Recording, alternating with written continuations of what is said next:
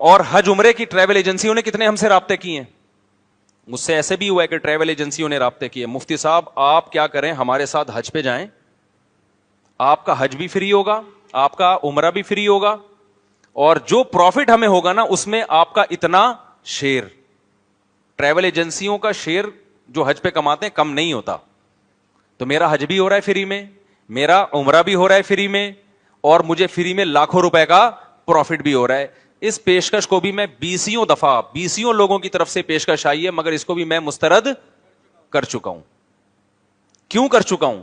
بھائی میں حج کرنے جاؤں اور میں لوگ مجھے یہ سمجھیں گے کہ مفتی صاحب ہمارے ساتھ سفر کر رہے ہیں. انہوں نے کہا آپ کے نام سے نا بہت سارے لوگ آپ کے ساتھ حج کریں گے, بہت سارے لوگ حج کریں گے.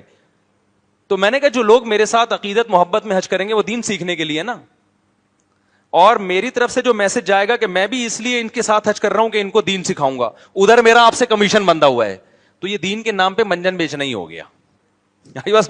کہ آپ ظاہر تو یہ کر رہے ہیں کہ ہم اللہ کے لیے جا رہے ہیں, اور جناب ہم یہ کر رہے ہیں کہ جی ماشاء اللہ جی آپ کو جو ہے وہ اللہ اللہ سکھائیں گے, اور حج میں ہم آپ کے ساتھ ہوں گے, اور مفتی صاحب کی صحبت مل رہی ہے, اس سے بڑا فائدہ ہو رہا ہے, حج کے مسائل سیکھنے کے مل رہے ہیں. کیا مل رہا ہے اصل میں؟ کمیشن مل رہا ہے.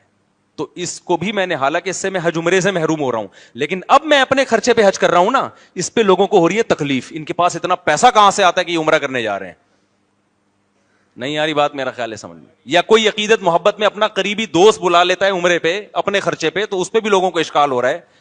تو یہ پھر اشکال بدتا نہیں ہے. ہمیں حج عمرے کے ذریعے بھی دبا کے نوٹ چھاپنے کا موقع ملا بھی ہے اور اب بھی ہے.